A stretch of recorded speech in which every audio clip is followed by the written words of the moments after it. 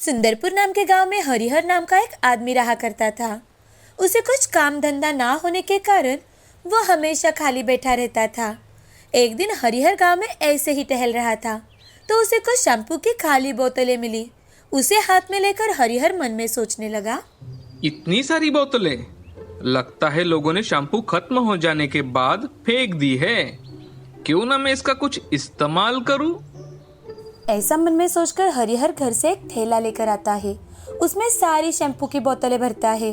घर आकर हरिहर सारी बोतलें अच्छे पानी से धो लेता है और उस पर अलग अलग आयुर्वेदिक शैम्पू के लेबल लगा देता है।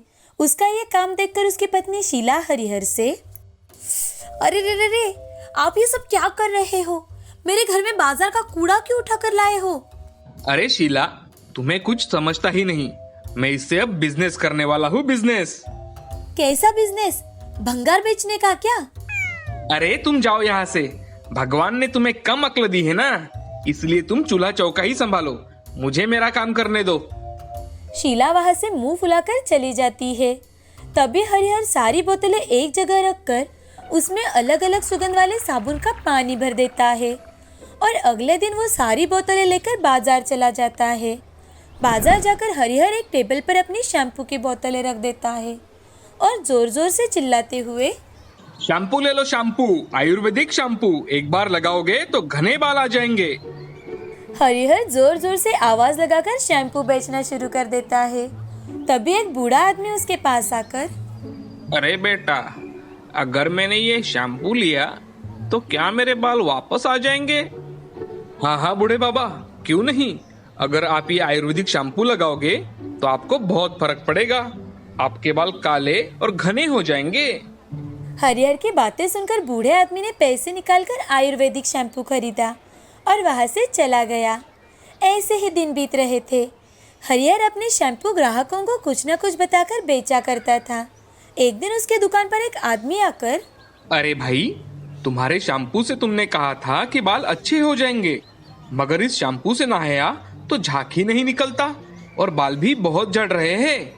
बालों में कंघी करो तो बाल गुच्छों में झड़ते हैं।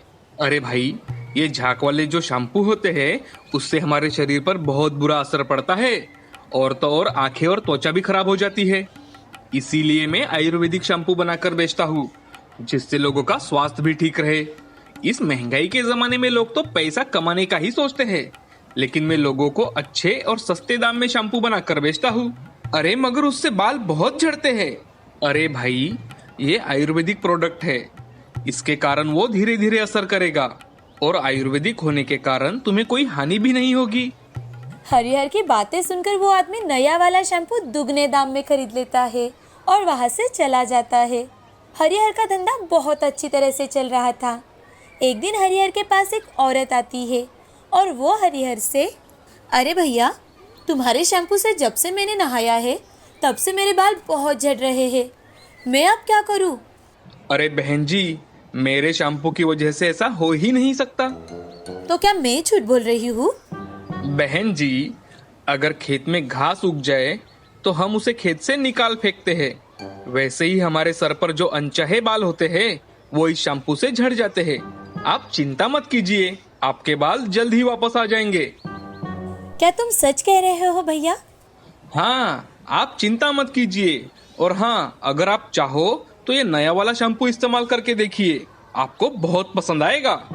वो औरत हरिहर का नया शैम्पू खरीदकर वहां से चली जाती है और हरिहर अपनी बुद्धिमत्ता पर खुश हो जाता है।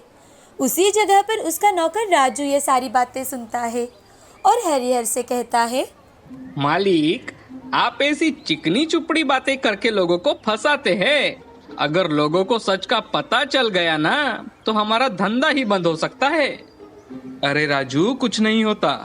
अच्छा सुनो, मैं सोच रहा था कि ये शैम्पू बेचने के धंधे के साथ साथ अगर हम विग बेचने का धंधा शुरू करें तो बहुत मुनाफा होगा हमें।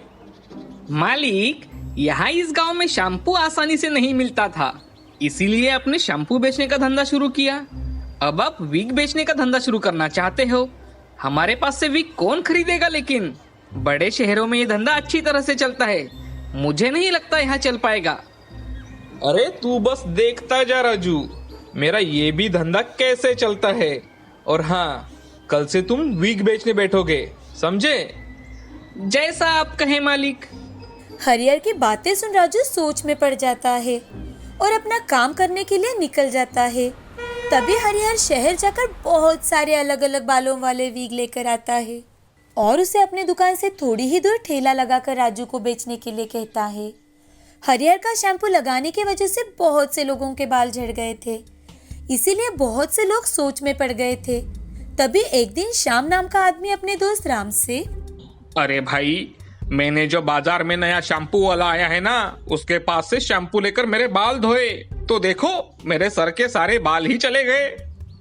अरे श्याम भाई, मेरी पत्नी ने भी यही शैम्पू से बाल धोए, उसके भी बहुत बाल झड़ गए हैं। अब मुझे कल शादी में जाना है, अब मैं ऐसे जाऊंगा क्या? हाँ, ये तो बड़ी समस्या है। चलो हम कुछ सोचते हैं इस बारे में। बातें करते करते श्याम और उसका दोस्त राम रास्ते से गुजर रहे थे कि तभी उन्हें एक वीग बेचने वाला दिखता है। तो राम के मन में विचार आता है। वो श्याम से, अरे श्याम, तुम्हारे समस्या का समाधान तो मुझे मिल गया भाई। कल तुम्हें शादी में जाना है ना, कल के लिए तुम ये वीग लगा कर जा सकते हो, इससे तुम्हारा काम हो जाएगा। अरे हाँ हाँ भाई, अब मैं ऐसा ही करता हूँ। ये बहुत अच्छा विचार है। अब मैं वीग लगाकर ही शादी में जाऊंगा, तो किसी को पता भी नहीं चलेगा। ऐसा कहकर श्याम और राम राजू की दुकान पर चले जाते हैं। तभी राजू श्याम और राम से, आइए आइए, क्या चाहिए आपको? अरे भाई, इनके लिए एक वीग दिखाओ। अभी देता हूँ मालिक, ये लीजिए, ये आप पर बहुत अच्छा लगेगा। राजू बातों बातों में एक वीग श्याम को पहना कर दिखाता है। वो वीग श्याम को अच्छी तरह से बैठ जाता है और श्याम भी वो वीग झट से खरीद लेता है। राम और श्याम उस ठेले से चले जाते हैं। उसके बाद राजू खुद के मन से, अरे हमारे मालिक तो सच में बहुत महान हैं, उन्हें सब पहले ही पता होता है। सोचते सोचते राजू अपने वीग बेचना शुरू कर देता है। उसके दिन भर में बहुत सारे वीग बेचे जाते हैं। शाम के समय हरिहर के पास आकर राजू, मालिक, आपके कहे अनुसार मैंने वीग बेचना शुरू किया तो दिन में हमारे बहुत सारे वीग बेचे गए। लगता है अब गांव में भी लोग वीग खरीदने लगे हैं। अरे राजू, मुझे सब पता होता है, इसीलिए तो मैंने ये नया धंधा शुरू किया। अब बताओ, धंधा अच्छा है या नहीं हमारा? मालिक, आपका तो जवाब ही नहीं। ऐसा कहकर राजू अपने घर चला जाता है और हरिहर अपने सोच पर खुश होकर वो भी घर चला जाता है। अगले दिन हरिहर को कुछ काम होने के कारण वो राजू को अपनी दुकान संभालने के लिए कहता है और वहाँ से काम के लिए निकल पड़ता है। हरिहर के जाते ही शीला वहाँ शैम्पू खरीदने के लिए आ जाती है। राजू, मुझे हमारे दुकान का सबसे अच्छा वाला शैम्पू देना, कल मेरी बहन को देखने के लिए लड़के वाले आने वाले हैं। मालकिन, ये लीजिए, दुकान का सबसे अच्छा और सबसे महंगा शैम्पू। बहुत असरदार है ये, और साथ ही साथ आयुर्वेदिक भी। ठीक है। अब शीला वो शैम्पू लेकर वहाँ से घर चली जाती है। अगले दिन शीला चिल्लाते हुए दुकान पर आती है और हरिहर से कहती है, आपको मैंने 1000 बार समझाया है कि केमिकल डालकर शैम्पू मत बनाया करो, मगर तुम हो कि मेरी बातें बिल्कुल नहीं सुनते। मेरी बहन को आज लड़के वाले देखने के लिए आने वाले थे, मगर वो किस मुंह से आगे जाएगी? उसके तो सारे के सारे बाल झड़ गए, उसके सिर पर बाल ही नहीं रहे। ये आपने अच्छा नहीं किया। शीला की बातें सुन राजू और हरिहर बहुत टेंशन में आ जाते हैं। तभी हरिहर राजू से, अरे राजू, तुमने मालकिन को कौन सा वाला शैम्पू दिया था? अरे मालिक, मैंने तो सबसे अच्छा वाला और महंगा शैम्पू दिया था उनको। हे भगवान! अरे राजू, तुमने जो मालकिन को शैम्पू दिया वो बाल झड़ने वाला केमिकल था। अब मैं क्या करूं? उनकी बातें वहाँ खड़े 2 आदमी सुन लेते हैं और वो गुस्से में आकर, क्यों रे, लोगों को फंसाता है और लोगों से पैसे ऐंठना चाहता है। ऐसा कहकर दूसरा आदमी हरिहर और राजू को जोर जोर से मारने लगता है। उनको देख सभी लोग उन दोनों पर टूट पड़ते हैं। हरिहर और राजू को मिलावट शैम्पू बनाने के इल्जाम में जेल में डाल देते हैं। उन पर केस दर्ज कर देते हैं। हरिहर की लालच की वजह से आज हरिहर और राजू दोनों जेल में होते हैं। इस कहानी से हमें ये सीख मिलती है कि हमेशा ईमानदारी के साथ ही व्यवसाय करना चाहिए, दूसरों को फंसाकर हमेशा हमारा नुकसान ही होता है। इसीलिए जिंदगी में कभी भी लालच नहीं करना चाहिए। एक समय की बात है, सीतापुर नाम के गांव में राजू नाम का एक आदमी अपनी पत्नी मीरा और 2 बेटियां शालू और राधा के साथ रहता था। शालू दिखने में बहुत ही सुंदर और गोरी थी। अगर उसे कोई भी एक बार देखे तो देखता ही रह जाता था। और राधा, वो बहुत ही साधारण दिखने वाली और सावली सी लड़की थी। उसे देख गांव में कुछ लोग उस पर हमेशा ही कमेंट किया करते थे। अब दोनों बड़ी हो रही थी। एक दिन राजू अपनी पत्नी मीरा से कहता है कि मीरा, मैं सोच रहा था कि अब हमें अपनी बच्चियों को आगे की पढ़ाई के लिए शहर भेज देना चाहिए। शहर में दोनों बच्चियां साथ में रहेंगी और साथ में पढ़ाई भी कर लेगी। हाँ बिल्कुल, मुझे भी ऐसे ही लगता है कि हमारी बेटियां पढ़ लिख कर बहुत बड़ी अफसर बने, उनकी लाइफ अच्छे से सेट हो जाए। हाँ, बिल्कुल सही कहा तुमने। फिर मैं आज रात ही दोनों से बात करता हूँ। हमारी दोनों बच्चियां पढ़ाई में बहुत होशियार है और राधा तो स्कूल में भी अव्वल आई है, इसलिए दोनों को कॉलेज भी अच्छे मिलेंगे। अब शाम के समय राजू राधा और शालू से उनके आगे की पढ़ाई के बारे में बात करते हैं। वो दोनों भी शहर में पढ़ाई करने के लिए मान जाती है। शालू को शहर जाने की बात सुनकर बहुत खुशी होती है, क्योंकि उसे हमेशा से शहर में रहना था। अब कुछ ही दिनों में शालू और राधा का एक अच्छे कॉलेज में एडमिशन हो जाता है। वहीं पर राजू अपने दोनों बच्चों को हॉस्टल में एडमिशन करवाता है। अब दोनों बहनें वहीं पर मिलकर पढ़ाई करने लगती है। कुछ ही वक्त में शालू के वहाँ पर बहुत सारे दोस्त बन जाते हैं, क्योंकि वो दिखने में बेहद ही खूबसूरत थी। उससे हर कोई दोस्ती करना चाहता था। और राधा, जो कि दिखने में सावली थी, तो उसे कोई भी पसंद नहीं करता था। हर कोई उसका मजाक उड़ाता था। एक दिन कई सारे लड़के लड़कियां कॉलेज के गेट के पास खड़े थे। तभी राधा वहाँ से अकेली ही अपने क्लास के लिए जा रही थी। तो उनमें से एक लड़की, अरे ये देखो आ गया ना वो शालू का नजर ना लगने वाला टिक्का। ऐसा कहकर सभी जोर जोर से राधा पर हंसने लगे। उस लड़की की बात सुनकर राधा को बहुत बुरा लगा, लेकिन राधा कुछ कहे बिना ही वहाँ से चुपचाप चली जाती है। अब ये हर रोज का होने लगा था। वो उन सबको नजरअंदाज किया करती थी, लेकिन जब भी शालू की बात होती तो वो हमेशा आगे रहती। जब भी कोई लड़का उसे छेड़ता तो सबसे पहले राधा ही उसे सबक सिखाती थी। अब एक दिन हर रोज की तरह शालू और राधा साथ में ही कॉलेज में पहुंचती है। उन दोनों को साथ में देख शालू की दोस्त राधा के वहां से चले जाते ही शालू से, शालू तू कितनी सुंदर है, और ये तेरी बहन कुछ अजीब नहीं लगता? पता नहीं तू हर रोज इसके साथ क्यों आती है, तुझे देखते ही मन खुश हो जाता है, लेकिन तेरी ये बहन, इसे देखते ही पूरा दिन खराब हो जाता है। अब हर रोज कोई ना कोई शालू को राधा के बारे में ऐसे ही बोलने लगे और शालू की बहुत तारीफ करने लगे। शालू को इस बात से बहुत घमंड आ चुका था।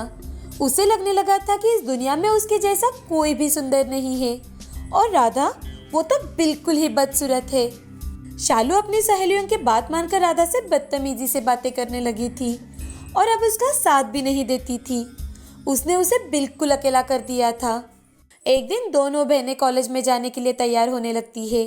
तभी शालू राधा से, राधा देख, आज से तू मेरे साथ कॉलेज में मत आया कर, मैं अपनी सहेलियों के साथ चली जाऊंगी और तू अपने आप चली जाना। क्यों, मेरे साथ क्यों नहीं? हम दोनों बहनें हैं शालू, तू आजकल ऐसे बर्ताव क्यों करती है मुझसे ढंग से बात भी नहीं करती। आखिर बात क्या है शालू? क्या बात है ये तुम मुझसे पूछ रही हो राधा? क्या तुम नहीं जानती कि तुम्हारे कारण मुझे अपने सारे दोस्तों के सामने कितनी शर्मिंदगी महसूस करनी पड़ती है? तुमने कभी अपने आप को आईने में भी देखा है? अरे मैं हूँ जो तुम्हें बचपन से झेल रही हूँ। गांव में भी सारे दोस्त मुझ पर हंसते थे, लेकिन मैं वहाँ पर कुछ नहीं कर सकती थी। अब हम दोनों बड़े हो चुके हैं, अपने फैसले अपने आप कर सकते हैं, तो मुझ पर कृपा करो और मुझसे दूर रहो। शालू की ये सारी बातें सुनकर राधा को बहुत बुरी लगी। उसे बहुत दर्द हुआ। वो रोने लगी और रोते रोते अपने बिस्तर पर लेट गई। तभी बाहर से शालू और राधा की मामी, जो उन दोनों से हॉस्टल में मिलने आई थी, उन्होंने उनकी सारी बातें सुन ली थी। जैसे ही शालू बाहर निकली, उसने अपनी मामी की ओर देखा और मामी से, अरे मामी जी, आप कब आई? हमें तो पता ही नहीं चला। जब तुम राधा से बड़ी ही बदतमीजी से बातें कर रही थी, तभी मैं यहाँ पर आई हूँ। मैंने तुम दोनों की सारी बातें सुन ली है। चलो शालू, मुझे तुम्हें कुछ जरूरी बात बतानी है। लेकिन मामी जी, मेरा तो कॉलेज का वक्त हो चुका है। मेरी सारी सहेलियां मेरा इंतजार कर रही होंगी। क्या हम कॉलेज से आने के बाद नहीं बात कर सकते? अच्छा, तो तुम्हारी जिंदगी से भी ज्यादा जरूरी तुम्हारी सहेलियां है तुम्हें। ठीक है, जब तुम्हें वक्त मिलेगा तब हम बात करेंगे। शालू को मामी जी के कहने का मतलब समझ में ही नहीं आया, तो वो अपनी मामी से जिंदगी से ज्यादा जरूरी। आपका कहने का क्या मतलब है मामी जी? अगर तुम जानना चाहती हो तो अभी के अभी मेरे साथ चलो। मैं यहाँ पर तुम्हें सारी बातें नहीं बता सकती जो तुम्हारे माता पिता ने बचपन से तुमसे छुपा कर रखी है। आप सब कुछ क्या कह रही है, मुझे कुछ भी समझ में नहीं आ रहा मामी जी। अब मामी और शालू हॉस्टल से बाहर निकलते हैं और एक छोटे से होटल में जाकर बैठते हैं, जहाँ पर मामी जी शालू को सारी बात बताना शुरू करती है। शालू, हमने ये कसम ली थी कि हम जिंदगी भर तुम्हें ये बात पता नहीं चलने देंगे, लेकिन आज जिस तरह से तुम राधा से बात कर रही थी उसे देखकर मैं वो कसम तोड़ रही हूँ और तुम्हें सारी बात बता रही हूँ। सुनो, क्या तुम जानती हो तुम कौन हो? मामी जी, आपका कहने का मतलब क्या है? मैं कौन हूँ? क्या आप मुझे नहीं जानती? ऐसे उलझन में क्यों बात कर रही है आप? और कौन सी कसम? शालू, तुम राजू और मीरा की असली बेटी नहीं हो। राधा जब 2 साल की थी तब राजू और मीरा उसे लेकर गार्डन में घूमने गए थे। उस दिन तुम उन दोनों को एक कूड़ेदान के पास पड़ी रोते हुए मिली थी। उन्होंने तुम्हारे माता पिता को ढूंढने की बहुत कोशिश की, लेकिन बाद में पता चला कि तुम्हें तुम्हारे अपनी माँ ने ही कूड़ेदान में डाल दिया था। राजू और मीरा ने उसी वक्त सोच लिया कि वो राधा के साथ तुम्हारी भी परवरिश करेंगे और इसीलिए उन्होंने खुद की अपनी दूसरी संतान नहीं होने दी और तुम्हें ही अपनी खुद की बेटी जैसा प्यार दिया। कभी ये महसूस ही नहीं होने दिया कि तुम उनकी लड़की नहीं हो, तुम उनकी बच्ची नहीं हो। और तुम आज राधा से कितनी बदतमीजी से बात कर रही थी। ये बात उसे भी पता है कि तुम उसकी खुद की बहन नहीं हो, लेकिन फिर भी आज तक उसने तुम्हें अपनी छोटी बहन की तरह सहारा दिया, तुम्हारी देखभाल करती रही, हर मुश्किल में तुम्हारा साथ दिया, हर मुश्किल से तुम्हें बाहर निकाला। लेकिन तुम इतनी खुदगर्ज निकली कि तुम्हें किसी की परवाह नहीं थी। मामी जी की ये सारी बातें सुनकर शालू दंग रह जाती है। उसे विश्वास ही नहीं हो रहा था कि मामी जी जो कुछ भी बता रही है वो सब कुछ सच है। शालू रोने लगती है और रोते रोते अपने मामी जी से, नहीं मामी जी, ये सब झूठ है, ये सब झूठ है मामी जी, ऐसा नहीं हो सकता। आप ये सब क्या बता रही है? ये सब क्या है? मुझे कुछ समझ में नहीं आ रहा। ये गलत है, ये बिल्कुल गलत है मामी जी। अगर मैं गलत हूँ तो एक बात बताओ, राजू और मीरा इन दोनों में से कौन तुम्हारे जैसा सुंदर है और कौन गोरा है जिस पर तुम गई हो? कहाँ है तुम्हारे नामकरण के फोटोज? क्या है तुम्हारे पास? इतना ही नहीं, तुम किस अस्पताल में पैदा हुई हो, क्या ये भी जानती हो तुम? है कोई प्रूफ तुम्हारे पास जो साबित कर सके कि तुम राजू और मीरा की बेटी हो? नहीं मिलेगा। जाओ, जाकर अपने पिता से पूछो कि असलियत क्या है। अब शालू रोते रोते अपने पिताजी को फोन करती है और उनसे सारी बातें पूछती है। उन्हें समझ में ही नहीं आ रहा था कि आखिर ऐसा क्या हुआ है कि शालू इतने सालों बाद उनसे ये सारे सवाल पूछ रही है। अब वो शालू को फोन पर सारी सच्चाई बताते हैं। वो सुनकर शालू जोर जोर से रोने लगती है। भागते हुए रोते हुए अपनी बहन राधा के पास जाती है, उसे गले लगा लेती है, उससे माफी मांगती है, उसके पैर पकड़ती है। अब शालू का सुंदरता का पूरा भूत उतर चुका था, उसका घमंड चूर चूर हो चुका था और अब राधा उसे इस दुनिया की सबसे सुंदर बहन दिखने लगी थी। अब सब कुछ अच्छा होने लगा था। राधा और शालू दोनों फिर से हंसी खुशी रहने लगे। वो दोनों फिर से कॉलेज में एक साथ जाने लगे और पढ़ाई भी करने लगे।